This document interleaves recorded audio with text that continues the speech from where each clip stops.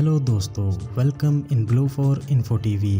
دوستو، آج کی یہ ویڈیو ایک ایسے ملک کے بارے میں ہے جس کی تاریخ 9000 سال پرانی ہے۔ بحر روم کے کنارے پر بسا ہوا ایک چھوٹا سا اسلامی ملک جسے کبھی نارتھ سوئٹزرلینڈ کے نام سے بھی جانا جاتا تھا۔ اسلامی ملک ہونے کی حیثیت کے باوجود اس ملک میں ہم جنس پرستی کرنا جائز ہے۔ اس عمل کی بدولت اس ملک نے بہت سے مسلم اور عرب ممالک کو بھی پیچھے چھوڑ دیا ہے۔ یہاں پر عیاشی اور فحاشی بہترین انداز میں کی جاتی ہے، جبکہ پورن انڈسٹری کی مشہور ایکٹریسز ایمی اینڈرسن، کیٹی کلیانا، جیسمین اور میاں خلیفہ کا تعلق بھی اسی ملک سے ہے۔ ویڈیو میں مزید آگے بڑھنے سے پہلے اگر آپ نے ابھی تک اس channel glow for info TV وی کو سبسکرائب نہیں کیا تو جلدی سے اسے سبسکرائب کر لیں اور ساتھ بیل کی آئیکن کو ضرور پریس کریں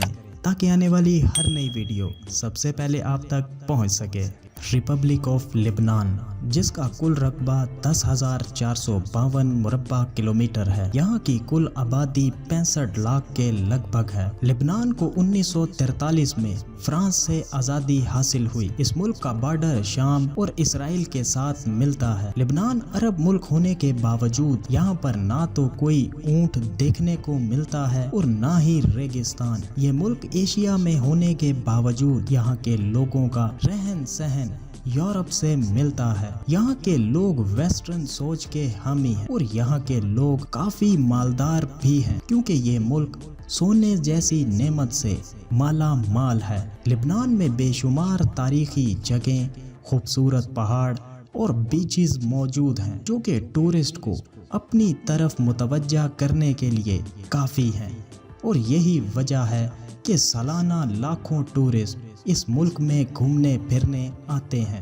لبنان میں کئی زبانیں بولی جاتی ہیں مگر یہاں کی سرکاری زبان عربک ہے، اور اس کے ساتھ ساتھ یہاں پر جرمن، فرینچ اور انگلش زبان بھی بولی جاتی ہے۔ لبنان کے دارالحکومت کا نام بیروت ہے۔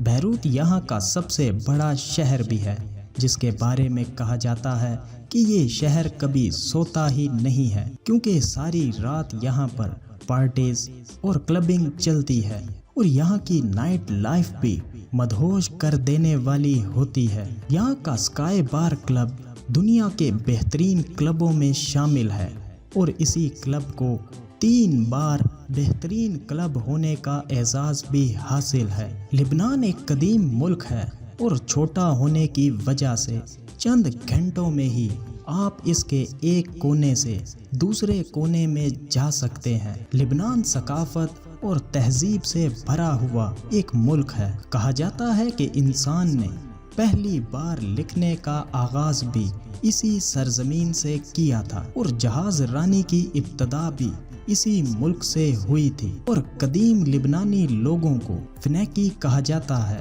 اور یہی وہ لوگ تھے جنہوں نے حروف کو ایجاد کیا تھا، اور دنیا کی سب سے پہلی لا یونیورسٹی بھی اسی ملک میں قائم کی گئی تھی۔ لبنان ایک ایسا ملک ہے جس کا پچھلے 4000 سالوں سے کبھی بھی نام نہیں بدلا، اور بائبل کتاب میں بھی 70 سے زائد بار لبنان کا ذکر موجود ہے۔ قدیم لبنان میں یہاں پر اکثریت عیسائی مذہب کو ماننے والوں کی تھی، مگر 11ویں صدی میں جب مذہب اسلام پھیلا تو یہاں کی اکثریت نے اسلام کو قبول کر لیا، اور آج یہاں پر مذہب اسلام سب سے بڑا مذہب ہے، اور یہاں پر 41% عیسائی مذہب کے ماننے والے بھی رہتے ہیں۔ اس ملک کا ایک قانون یہ بھی ہے کہ یہاں پر صدر عیسائی ہوتا ہے تو وزیر اعظم مسلمان۔ لبنان میں 97% لوگ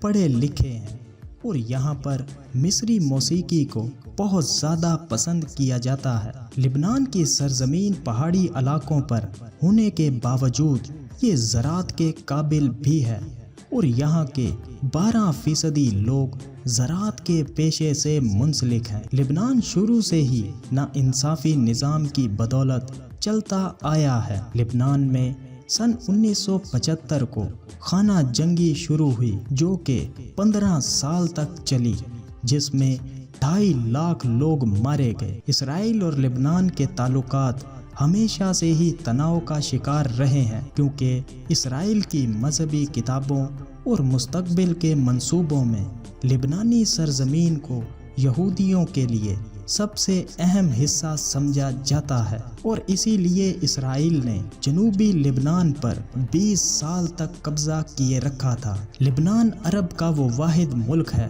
جس نے سب سے پہلے اپنے لوگوں کو ٹی وی اور ریڈیو دیکھنے اور سننے کی آزادی دی تھی، اور یہاں کی لڑکیاں بھی بہت آزاد ہیں، اور یہاں پر ہم جنس پرستی کرنا قانونی اور جائز سمجھا جاتا ہے۔ یہاں کی کرنسی کو لیوس پاؤنڈ کہا جاتا ہے۔ لبنان کا ڈائلنگ کوڈ +961 ہے، اور دیودار کا درخت یہاں کا قومی درخت ہے۔ تو دوستو، کیسا لگا آپ کو لبنان؟ ویڈیو کو لائک اور کمنٹ کر کے ضرور بتائیے گا۔ ملتے ہیں کسی نئی ویڈیو کے ساتھ، تب تک کے لیے خدا حافظ۔